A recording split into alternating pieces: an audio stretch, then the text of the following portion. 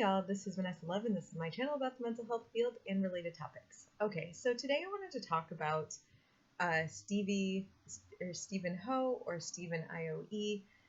You can find him on TikTok mostly, but he's also on Instagram and YouTube.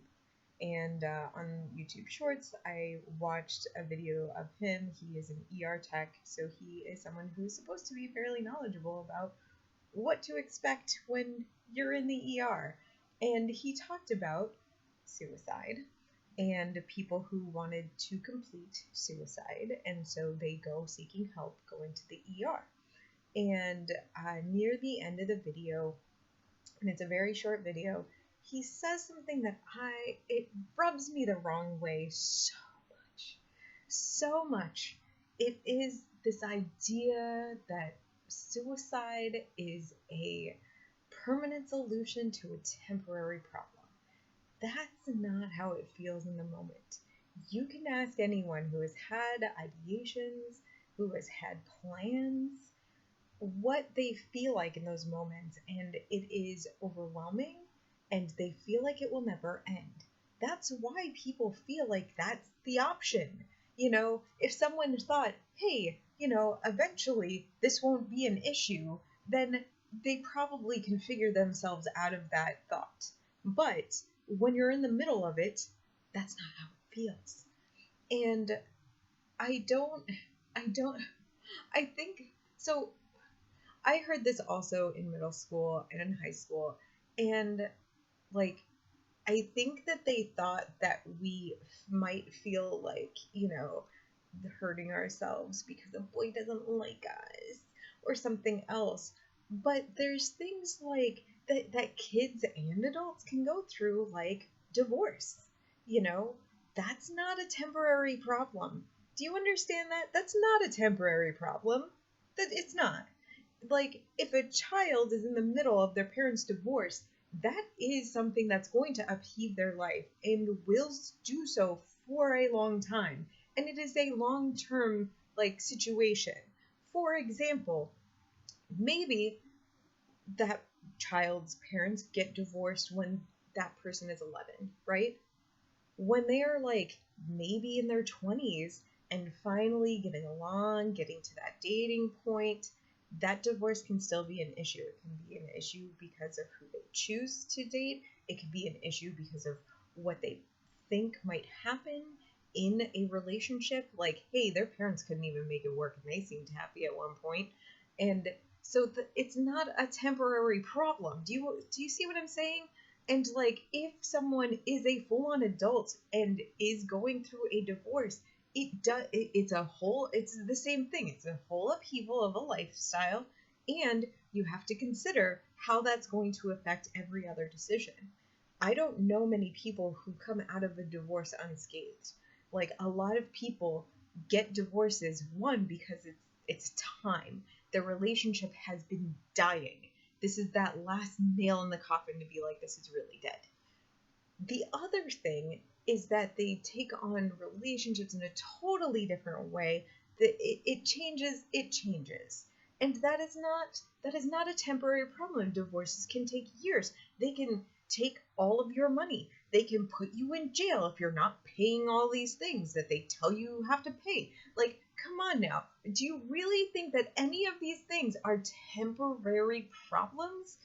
Even if it's two friends had an argument, that can go down into someone's really core beliefs about themselves, and again go to that, well, if my best friend couldn't even stay with me, then maybe there's something wrong with me. Do you see what I'm saying? It's still that might show up many times within their lifetime, and that can show up in workplaces, that can show up in their next friendships, that can show up in their relationships. This is not a temporary problem. It's not a temporary problem. And it's so weird to hear this narrative again, where it's do you really think this is about that? Do you really think that this is about that? And totally different thing, when I was researching for my thesis about the artwork of people who engage in deliberate self-harm, that's part of the title. It might be the whole title. Um, like there, I did find an article where like ER like techs and nurses and doctors can be very callous towards people who hurt themselves. They could be like, there was a quote that was like, yeah, so I'm here because like I hurt myself, and they're like, yeah, we're not going to use anesthesia on you because like you did this without anesthesia, so it doesn't matter now. Like the system sometimes is detrimental to people who are trying to seek help for the issues that they're facing, and to have this like kind of callous, like, it's the same as going, well, you're only doing this for attention. Okay, you know what? Why? Like, why is the person going to that length?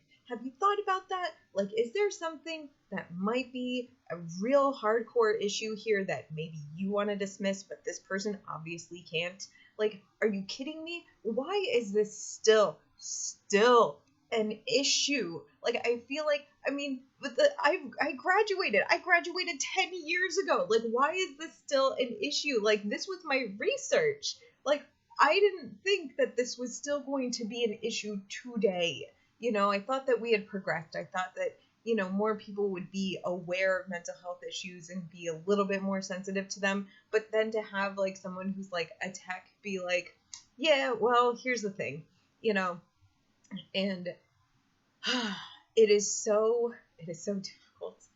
The other thing that it's just one of the things that like I've known a couple of people to kind of think this, so I just kind of want to like just get rid of this myth. For whatever reason, some people believe that when you go to a psych hospital, that's where you can like really like complete your suicidal plan. That is not how that works. I worked in one for 2.5 years. No one completed like that harm to themselves like during that time, like at all, ever. Like if that was the issue, we put them on constant observation, and until that person isn't pretending to be okay, but like can actually kind of get through, the the thoughts, the feelings, the everything, because they're in a safe place, then that's when we take them off of constant observation, and we make sure that they continue to have their group therapy, their doctor's appointments. Like when you go into a psych hospital, it's very much a team effort. So it's like your social worker, your group therapist, your mental health workers, or like workers, whatever they're called in that facility, and the doctor and the nurses who are taking your blood pressure, administering meds, all of that. It's a team. It's a team that works together. And like, they make sure of all of that. I really wish that we had come a long way from that.